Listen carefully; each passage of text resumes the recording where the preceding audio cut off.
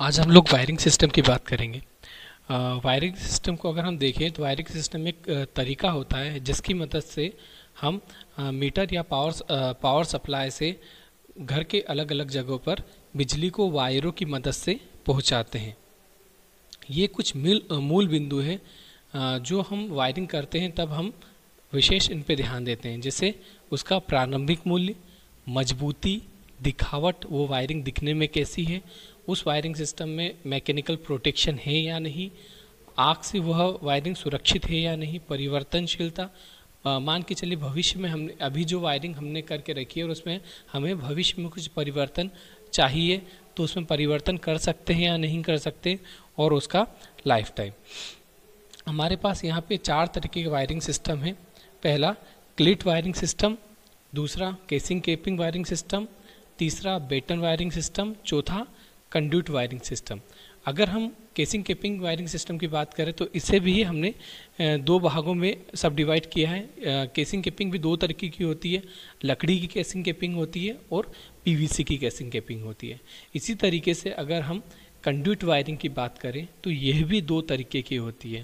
पहला surface conduit wiring, जिसमें कि जो वायरिंग होती है वो दीवार की सतह पर की जाती है, तथा कंसील्ड वायरिंग सिस्टम जिसे अंडरग्राउंड वायरिंग सिस्टम भी कहते हैं, जो वायरिंग दीवार के अंदर की जाती है। पहले अगर हम बात करें क्लीट वायरिंग सिस्टम की, तो क्लीट वायरिंग सिस्टम एक टेम्परेरी वायरिंग सिस्टम है जिसमें कि वायरों को एक जगह से दूसरी जगह क्लीटों की मदद से लेके जाते हैं। जैसे अगर हम बात करें, हमारे पास क्लीट का डायग्राम दिया हुआ है, ये हमारी नीचे की क्लीट है और ये हमारी ऊपर की क्लीट है, और ये बीच में आप ये गैप देख सकते हैं, ये जो होल दे के रखा है, ये जो नाली बना के रखी है, ये वायर के लिए होती है। सबसे पहले जो क्लीट होती है, नीचे वाली क्लीट होती है, इसे हम दीवार में स्क्रू की मदद से इसे फिट कर देते हैं और उसके ऊपर फिर वायरों को रख के फिर ये जो ऊपर वाली क्लीट होती है इसको हम स्क्रू कर देते हैं।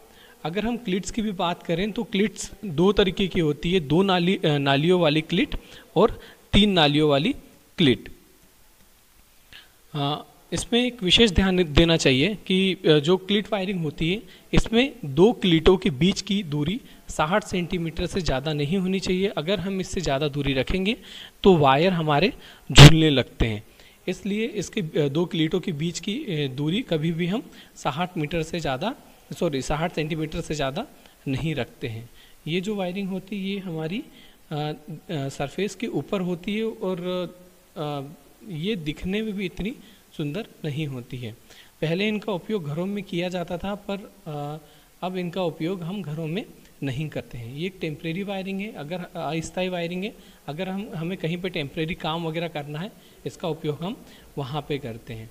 जैसे कि हम अगर इसकी बात करें तो इनका उपयोग शादी, पार्टी, निर्माण कार्यों आदि स्थल जहाँ पे हमें ज़्यादा समय के लिए वायरिंग नहीं चाहिए और उसे हटाना पड़ता है, वहाँ पे हम इसका उपयोग करते हैं।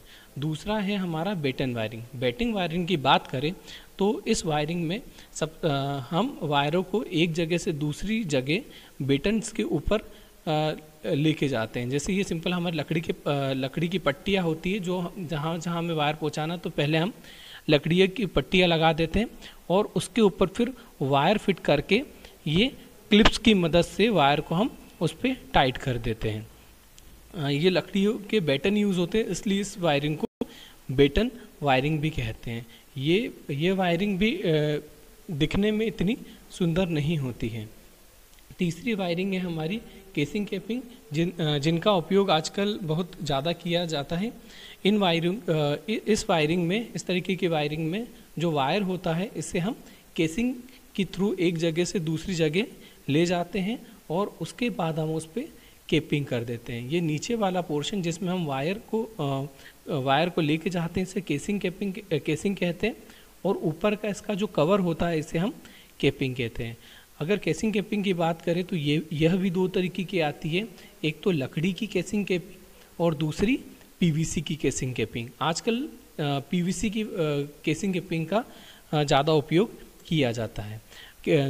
अगर हम केसिंग केपिंग की बात करें तो इसमें सबसे पहले हम जहाँ पे हमें वायरिंग करनी है, सबसे पहले हम वहाँ पे लाइन आउट कर देते हैं और लाइन बना लेते हैं, और उसके बाद उस लाइन के ऊपर, डायग्राम के ऊपर हम केसिंग को स्क्रू की मदद से कस देते हैं, और उसके बाद फिर उस केसिंग में वायर लगा के फिर केपिंग को हम उस पर।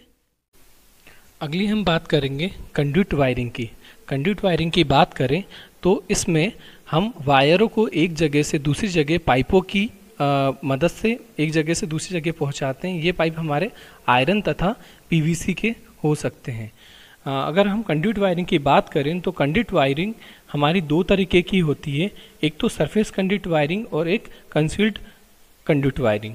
अगर हम कंसील्ड कंड्यूट वायरिंग की बात करें तो इस तरीके के वायरिंग में जब हमारे घर का निर्माण होता रहता है तब हम इसकी छतों तथा दीवारों में पाइप बिछाकर इस वायरिंग का काम करते हैं, और जब पाइप वगैरह डाल के फिर जब पाइप वगैरह डाल देते हैं और जब हमारी मकान बन जाता है तो उसके बाद फिर हम उसमें वायर वगैरह डालते हैं, वायरिंग करते हैं। और अगर हम सरफेस वायरिंग की बात करें तो यह वायरिंग हम कहीं पे भी जहाँ पे मकान वगैरह बना है वहाँ पे हम कभी भी इसका निर्माण कर सकते हैं। सिंपल हम इसमें क्या करते हैं, जो पाइप वगैरह होते हैं उनको क्लैम्प की मदद से हम उन्हें लगा देते हैं और फिर इसमें इन पाइपों की मदद से वायर को एक जगह से दूसरी जगह पहुँचाते हैं। जी, आज के इसमें हर जगह पे मैक्सिमम जगह जो कंड्यूट वायरिंग होती है इसी का उपयोग किया जाता है, इसी का निर्माण किया जाता है, क्योंकि ये वायरिंग सबसे अच्छी, सबसे टिकाऊ होती है। वायरिंगों में किसी भी तरीके से मैकेनिकल चोट से इसमें बचाव नहीं रहता है, जबकि केसिंग केपिंग में जो वायरिंग होती है ये अंदर से पाइप्स और केसिंग केपिंग के अंदर होती है, जिससे कि वायर के लिए बचाव रहता है। अगर आग से बचाव की बात करें तो cleat wiring system, batten wiring system और केसिंग केपिंग, ये तीनों वायरिंग सिस्टम में आग से किसी भी तरीके का बचाव नहीं रहता, क्योंकि जो क्लिट वायरिंग सिस्टम होता है इसमें वायर हमारे खुले में रहते हैं। बेटन में भी हमारा जो वायर होता है लकड़ी की पट्टियों पे लगा रहता है, जबकि केसिंग केपिंग भी हमारी लकड़ी या फिर पीवीसी की होती है, जिसमें आग लगने की संभावना होती है। जबकि कंड्यूट वायरिंग इसके कंपैरिजन में, इन तीनों के कंपैरिजन में बहुत अच्छी होती है, इसमें आग से प्रोटेक्शन रहता है। जबकि विस्तार की बात करें तो क्लिट वायरिंग में अगर हमें भविष्य में विस्तार करना हो वायरिंग का तो हम आसानी से कर सकते हैं। बेटन में भी ये मुमकिन है। केसिंग केपिंग तथा कंड्यूट वायरिंग में ये विस्तार करना थोड़ा मुश्किल रहता है। अगर हम इसे काम करने वाले कारीगर की बात करें तो क्लिट वायरिंग के लिए इतना कुशल व्यक्ति की ज़रूरत नहीं होती है, कोई भी जिसे थोड़ा बहुत इसका नॉलेज हो वो कर सकता है। बेटन वायरिंग में भी अगर किसी को थोड़ा बहुत लाइट का काम आता है तो वह कर सकता है, जबकि केसिंग केपिंग और कंड्यूट वायरिंग की बात करें तो इसके लिए हमें एक कुशल व्यक्ति की ज़रूरत होती है जिसे आता हो ये काम। कीमत की बात करें तो क्लिट और बेटन वायरिंग सस्ती होती है, जबकि केसिंग केपिंग और कंड्यूट वायरिंग महंगी रहती है। अगर हम इनकी आयु की बात करें तो क्लिट वायरिंग की आयु ज़्यादा नहीं होती, ये लगभग 5 वर्ष तक चलती है। बेटन वायरिंग भी लगभग 10 से 15 वर्ष चलती है। केसिंग केपिंग की बात करें तो इसकी आयु 20 वर्ष तक की रहती है, जबकि कंड्यूट वायरिंग बहुत ज़्यादा समय तक चलती है। मरम्मत की बात करें तो क्लिट वायरिंग में अगर जैसे कि हमें पता है कि जो वायरिंग होती है सरफेस के ऊपर होती है, अगर इसमें कहीं पे भी कुछ भी फॉल्ट आता है तो उसे हम आसानी से उसका पता लगा सकते हैं और उसमें कुछ भी चेंजेस कर सकते हैं। बेटन वायरिंग में भी जैसे हमें पता है कि वायर सरफेस पे ही रहते हैं, खुले रहते हैं, तो इसमें भी हम आसानी से चेंजेस वगैरह अगर उसमें कोई दिक्कत आती है तो उसे ठीक कर सकते हैं। केसिंग केपिंग और कंड्यूट वायरिंग में थोड़ी दिक्कत होती है क्योंकि वायर हमारा केसिंग केपिंग और कंड्यूट पाइप्स के अंदर होता है। दिखावट की बात करें तो क्लिट वायरिंग में वायर हमारे सरफेस पे होते हैं तो दिखने में इतने अच्छे नहीं होती। बेटन वायरिंग क्लिट वायरिंग के कंपैरिजन में थोड़ी ठीक होती है, जबकि केसिंग केपिंग और कंड्यूट वायरिंग दिखने में बहुत अच्छी होती है। अगर हम वातावरण की बात करें तो क्लिट वायरिंग और जो बेटन वायरिंग होता है इसमें वायरों पे बुरा प्रभाव पड़ता है। वायर हमारे खुले में रहते हैं तो उसके इंसुलेशन पे उसका असर पड़ता है, जबकि केसिंग केपिंग और कंड्यूट वायरिंग में वातावरण का वायरों पे ज़्यादा असर नहीं पड़ता है। अब अगर हम प्रयोग की बात करें तो क्लिट वायरिंग हमारी अस्थायी वायरिंग होती है। बेटन वायरिंग को हम घर तथा ऑफिस वगैरह में यूज़ कर सकते हैं। केसिंग केपिंग का भी उपयोग हमारे घर तथा ऑफिस बिल्डिंग में होता है और कंड्यूट वायरिंग का उपयोग हमारा घर, ऑफिस तथा वर्कशॉप आदि जगहों पर होता है।